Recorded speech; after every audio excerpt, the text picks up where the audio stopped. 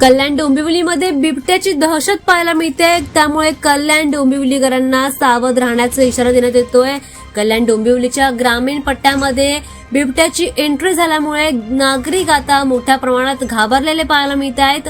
महाराष्ट्रातील अनेक भागांमध्ये बिबट्याने कहर माजवलाय।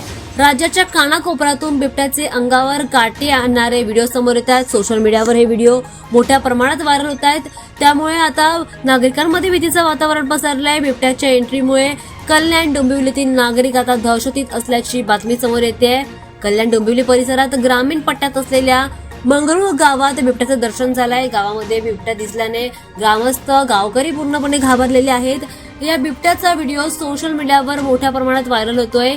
एकीकडे बिबट्याच्या हल्ल्याने महाराष्ट्राच्या काही भागातील लोक बेजार झाले। बिबट्याच्या हल्ल्यानंतर अनेकांना आपला जीव गमवावा लागलाय। या संपूर्ण प्रकरणानंतर नरभक्षक असलेल्या बिबट्याचं आता कल्याण डोंबिवलीमध्ये ग्रामीण भागामध्ये दर्शन झालं आहे। या बिबट्याने हजारो नागरिकांच्या मनात भीती निर्माण केली आहे। गावकरी यामुळे घाबरलेले आहेत, त्यामुळे आता बिबट्या कल्याण डोंबिवलीतील ग्रामीण भागातील नागरिक वन विभागाकडे या बिबट्याला पकडण्याची मागणी करतायत, तर त्यांनी काही भागामध्ये पिंजरे लपवण्याची देखील विनंती वन विभागाला केली आहे। काही दिवसांपूर्वी कल्याणच्या ग्रामीण भागातील रोहन वाहोली परिसरामध्ये बिबट्या पाहायला मिळाला। बिबट्याला काही लोकांनी पाहिलं, त्यामुळे बिबट्याने परिसरातील भटक्या कुत्र्यांवर देखील हल्ले केले होते आणि त्यानंतर वन विभागाने परिसरामध्ये पिंजरे देखील लावले होते।